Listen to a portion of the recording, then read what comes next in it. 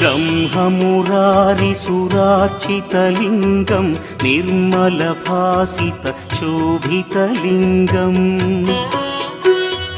जन्मजदुःखविनाशकलिङ्गं तत्प्रणमामि सदा शिवलिङ्गम्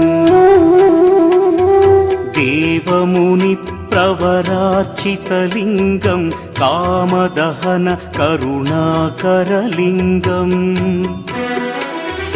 रावणदर्पविनाशकलिङ्गं तत्प्रणमामि सदा शिवलिङ्गम्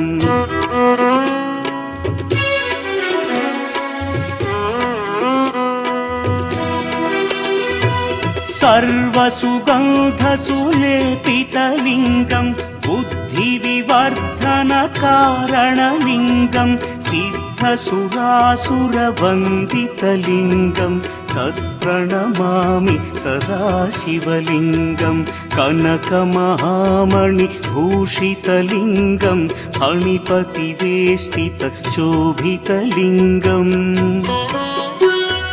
दक्षसुयज्ञविनाशनलिङ्गं तत्प्रणमामि सदा शिवलिङ्गम्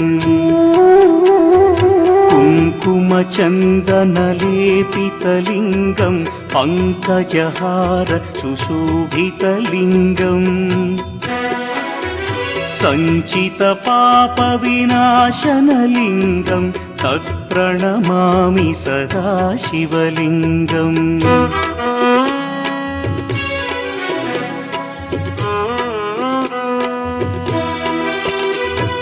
देवगणार्चितसेवितलिङ्गं भावैर्भक्तिभिरेव च लिङ्गं दिनकरकोटिप्रभाकरलिङ्गं तत्प्रणमामि सदा शिवलिङ्गम् अष्टदलोपरिवेष्टितलिङ्गं सर्वसमुद्भवकारणलिङ्गम्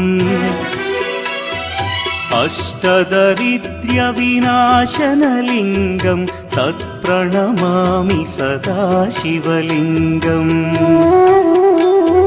सुरगुरुसुरवरपूजितलिङ्गं सुरवनपुष्पसदार्चितलिङ्गम् परमपदं परमात्मकलिङ्गं तत्प्रणमामि सदा शिवलिङ्गम् लिङ्गाष्टकमिदं पुण्यं यः पठेच्छिवसन्निधौ शिवलोकमवाप्नोति शिवेन सह मोदते।